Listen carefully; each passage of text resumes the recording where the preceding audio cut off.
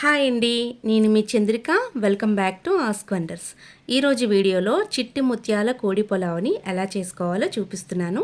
అదేనండి రాజుగారి కోడి పులావ్. అడిగి తెలుసుకొని ఇంట్లో ట్రై చేసి మీకు షేర్ చేస్తున్న అథెంటిక్ రెసిపీ అనమాట. అస్సలు మిస్ కావద్దు. వన్స్ మీరు ఈ నాటుకోడి పులావ్ని ట్రై చేసి టేస్ట్ చేశాక ఒక 10 మందికైనా రికమెండెడ్ చేస్తారు. అంత బాగుంటుంది.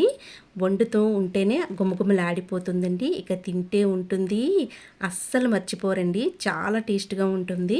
ఇక అస్సలు ఆలస్యం చేయకుండా గుమగుమలాడే టేస్టీ రాజుగారి కోడి పులావ్ని ఎలా చేసుకోవాలో చూసేద్దాం పదండి. ముందుగా నేను ఇక్కడ 2 గ్లాసుల వరకు చిట్టి ముత్యాల రైస్ని అయితే తీసుకున్నాను. మీ దగ్గర చిట్టి ముత్యాలు లేకపోతే నార్మల్ రైస్తోనైనా మనం చేసుకోవచ్చు, కానీ బాస్మతి రైస్తో మాత్రం వద్దు. ఎందుకంటే బాస్మతి రైస్తో అంత టేస్ట్ రాదనమాట. ఎందుకంటే చిట్టి ముత్యాల రైస్ అనేది మంచి అరోమా ఫ్లేవర్ ఉంటుందండి రైస్లోని. అందుకే ఈ రైస్ ఈ బిర్యానీకి సూపర్ కాంబినేషన్ అనమాట.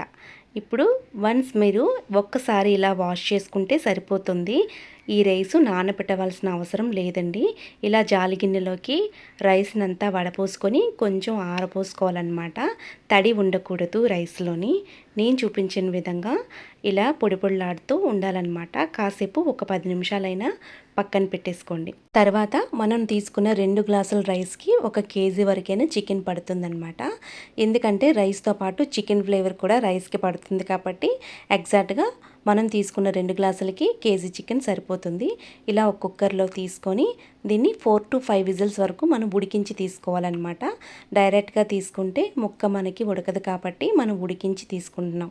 ఇందులోకి పావు చెంచా వరకు పసుపు, అలాగే అర చెంచా వరకు ఉప్పు వేసుకొని బాగా కలుపుకొని 4 to 5 విజిల్స్ వచ్చేంత వరకు మూత పెట్టుకొని చక్కగా కుక్ చేసుకోండి. ఒకవేళ మీ కూర ముదురు కూర అయితే ఒక 2 విజిల్స్ ఎక్స్ట్రా పెట్టుకొని కుక్ చేసుకోండి.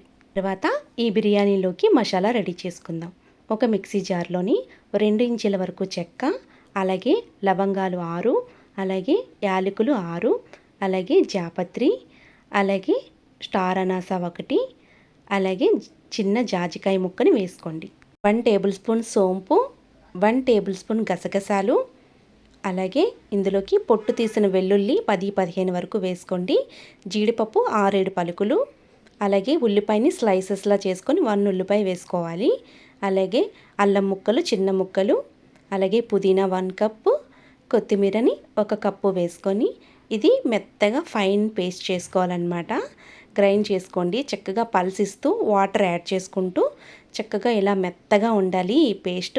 మనకి బిర్యానీకి మంచి ఈ పేస్ట్ వల్లే మనకి బాగుంటుందన్నమాట. మంచి అరోమా ఫ్లేవర్ అంతా కూడా ఈ పేస్ట్లోనే ఉంది.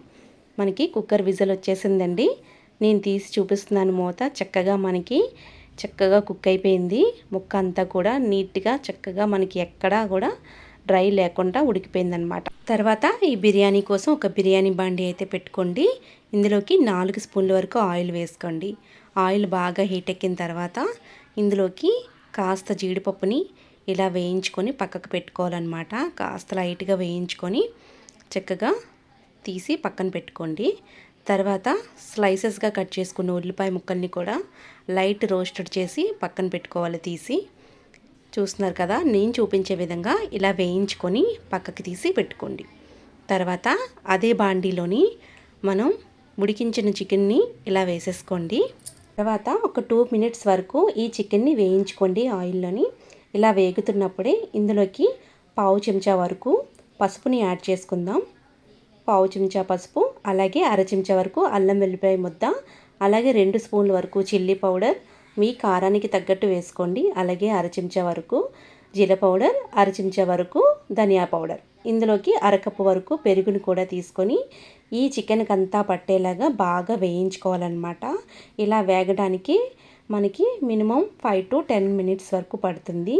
ఈ చికెను ఈ మసాలాలతో పాటు చక్కగా వేగడానికి ఒక మూత పెట్టి 10 నిమిషాలు వేయించండి. మధ్యలో వేగింది చూసుకుంటూ 10 నిమిషాల వరకు మనం చికెన్ వేగించుకోవాలి. ఇప్పుడు నేను చూపిస్తున్నాను కదండి, ఇలా వేగాలన్నమాట.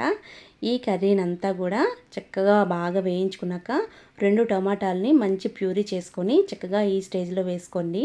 అలాగే మనం మసాలా గ్రైండ్ చేసి పెట్టుకున్న 1/2 ముద్ద వరకు ఈ చికెన్కి పట్టేలాగా వేసుకోవాలన్నమాట. మిగతా హాఫ్ బిర్యానీలోకి యాడ్ చేస్తాం అన్నమాట. ఇప్పుడు ఈ ముద్దని కూడా చక్కగా ఇందులో వేయించి పక్కకు తీసుకోవాలన్నమాట. ప్లేట్లోకి తీసి పక్కన పెట్టుకోండి. తర్వాత మళ్ళీ ఇదే బాండీలో మనం బిర్యానీ చేస్తున్నాం. 1 టేబుల్ స్పూన్ వరకు నెయ్యిని యాడ్ చేసుకోండి. ఇందులోకి 2 స్పూన్ల వరకు ఆయిల్ కూడా యాడ్ చేసుకోండి. మరో పక్క ఒక గిన్నెలో మనం తీసుకున్న 2 గ్లాసులకి 4 గ్లాసుల వాటర్ని ఎసరు పెట్టుకోవాలన్నమాట. తర్వాత ఇది బిర్యానీ బాండీలోని 1 టేబుల్ స్పూన్ జీలకర్ర, అలాగే 2 ఎండుమిర్చిని ఇలా తుంచుకొని వేసుకోండి. అలాగే ఒక బిర్యానీ ఆకుని ఇలా తుంచుకొని ఇలా వేసేసేయండి.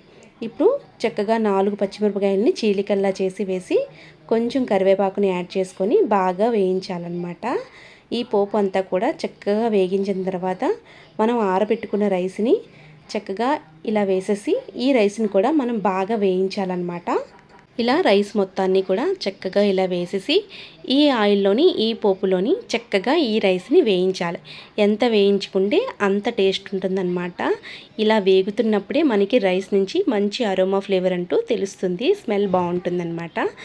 మనం గ్రైండ్ చేసుకున్న మిగతా పేస్ట్ని కూడా ఈ రైస్లోకి యాడ్ చేసుకొని ఈ ముద్దతో పాటు రైస్ని కూడా బాగా వేయించాలి. ఇలా వేగుతున్నప్పుడే ఇల్లంతా గుమగుమలాడిపోయి స్మెల్ వస్తుందన్నమాట. ఇప్పుడు ఇలా వేయించిన దాంట్లో మనం ముందుగా రోస్ట్ చేసి పెట్టుకున్న చికెన్ని తీసి ఈ రైస్లోకి యాడ్ చేసుకోవాలి.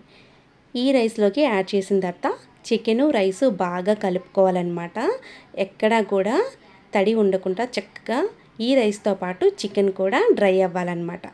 ఇలా వేయించుకున్న దాంట్లోని కొంచెం కొత్తిమీరని యాడ్ చేసుకోవాలి. ఇప్పుడు కొత్తిమీరని యాడ్ చేసిన తర్వాత మరొకసారి కలపండి.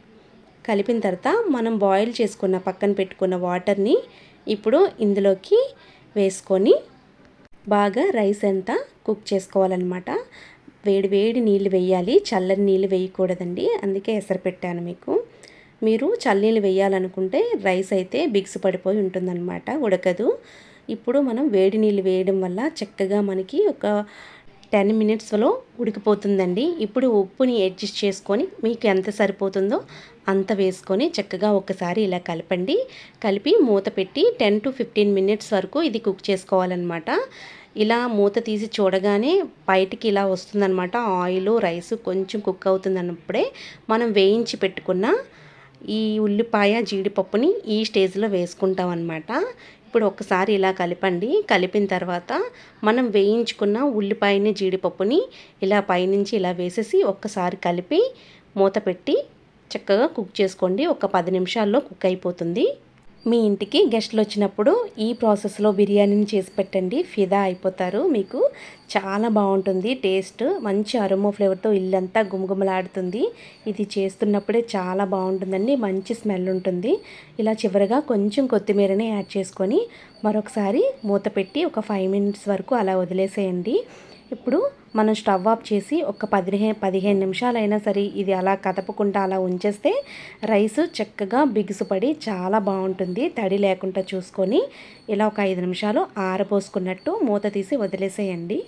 చాలా బాగుంటుంది. అంతేనండి, ఎంతో సింపుల్ అయిన టేస్టీ అయిన నాటుకోడి పులావ్ రెడీ. చిట్టి ముత్యాలతో చేసుకున్నాం కదా, మంచి అరోమా ఫ్లేవర్తో సూపర్ కాంబినేషన్ బాగుంటుందండి. ఇది ఎలాంటి గ్రేవీ అక్కర్లేదు, ఉత్తి రైతాతోనే సూపర్ కాంబినేషన్ అనమాట. ఈ వీడియో మీకు నచ్చినట్టయితే లైక్ చేయండి, షేర్ చేయండి. మీ అమూల్యమైన ఫీడ్బ్యాక్ని కామెంట్ సెక్షన్లో కామెంట్ చేయండి.